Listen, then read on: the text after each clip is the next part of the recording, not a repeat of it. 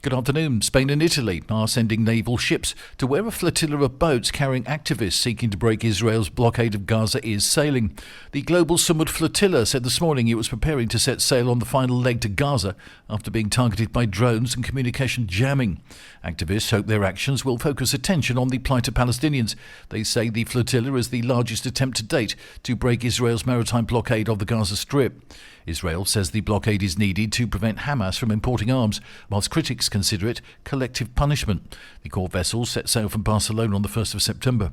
Activist Greta Thunberg said yesterday, the closer we are to Gaza, the bigger grows the risk of escalation towards us.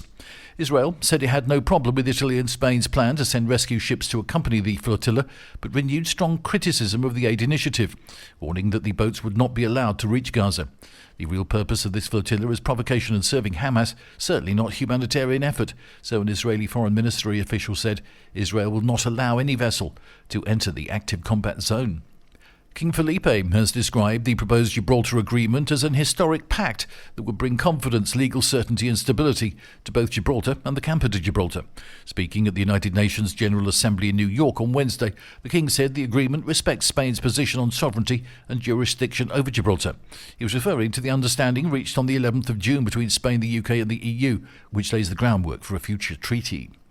The High Court of Justice on the Canary Islands has issued several rulings in a major shake-up over holiday homes.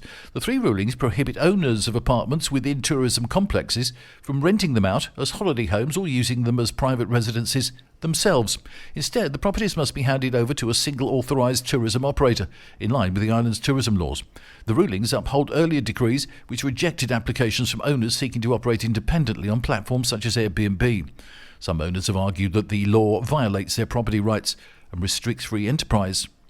And Inter Miami's former Barcelona and Spain midfielder Sergio Busquets has announced he will retire at the end of the Major League Soccer season. The 37-year-old made 722 appearances for Barca between 2008 and 2023, winning 9 La Liga titles and the Champions League on 3 occasions. At international level, he was capped 143 times and played a key role as Spain won the 2010 World Cup and the Euro in 2012. That's the latest from TRE. I'm Bob James.